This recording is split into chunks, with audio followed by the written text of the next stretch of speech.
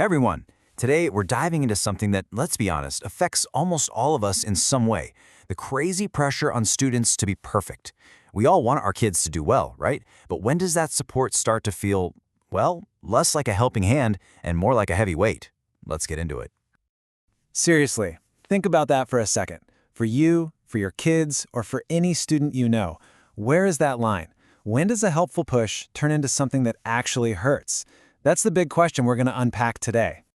All right, so to really get to the heart of this, we've got to make sure we're all on the same page. So first things first, let's define what we even mean by harmful pressure. Okay, so here's the key. The problem isn't about being involved. That's a good thing. It's about obsession. It's that moment when the grades, the scores, the rankings, they become more important than the child's actual happiness, their natural talents, or, their own curiosity and love for learning. This chart really lays it all out, doesn't it? It's like looking at two completely different playbooks. On one side, you've got healthy involvement. That's all about the journey, right? Encouraging learning, celebrating the effort. But on the other side, you've got this harmful pressure, and that is all about the final score. It's about demanding perfection and creating this constant nagging fear of not being good enough. So you have to wonder, where does all this pressure actually come from?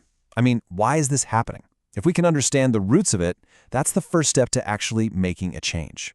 And it turns out it's not just one thing. A huge piece to the puzzle is psychological. Sometimes it's parents hoping their kids can achieve the dreams they couldn't. Other times, it's that comparison trap. You see what a friend's kid is doing, and suddenly you feel this competitive urge.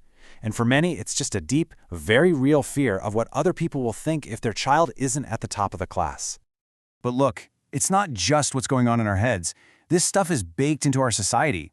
So many education systems are basically built around these huge, high-stakes exams that just ramp up the anxiety for everyone. Then you add in these cultural ideas about what counts as a good job, and suddenly you've got this super narrow path to success that everyone feels shoved towards.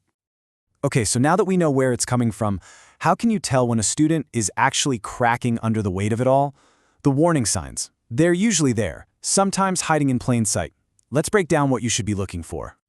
You might see a student who is just constantly terrified of what their parents are going to say about their report card. Or maybe they stop talking about their real passions, art, music, whatever, because they don't think it's what's expected.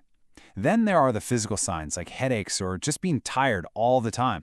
And here's a huge red flag: when studying stops being about learning and starts being about just trying to please someone else. And let's be really clear here. We're not just talking about some pre-exam jitters. The real long-term impact of this constant pressure is incredibly serious. The hidden cost of chasing perfection is just unbelievably high. Just take a second and let this number really sink in. According to the World Health Organization, 1 in 3 students in these competitive environments is dealing with serious stress because of these expectations. This isn't just a few isolated cases. It is a full-blown public health crisis. And the consequences of that stress? They're severe. We're talking about total academic burnout, where students are just too fried to keep going. They lose that spark, that internal motivation to learn for its own sake. This can spiral into anxiety, depression, and really damage family relationships. And maybe saddest of all, it can push people into careers they have zero passion for, leading to a lifetime of feeling stuck. And hey, don't just take my word for it. Major educational organizations are sounding the alarm. This quote says it all, really. Pushing too hard doesn't even work. It doesn't make kids learn better. In fact, it does the exact opposite. Okay, so that was a lot, and it's pretty heavy stuff, I know. But here is the good news. This is not hopeless. There are very clear, very practical things we can do to fix this. So let's shift gears and talk about solutions. Let's build a toolkit for change. All right, if you're a student feeling this is about taking back a little bit of control. It starts with talking. Find a calm moment and just open up about what you're struggling with and what you're actually passionate about.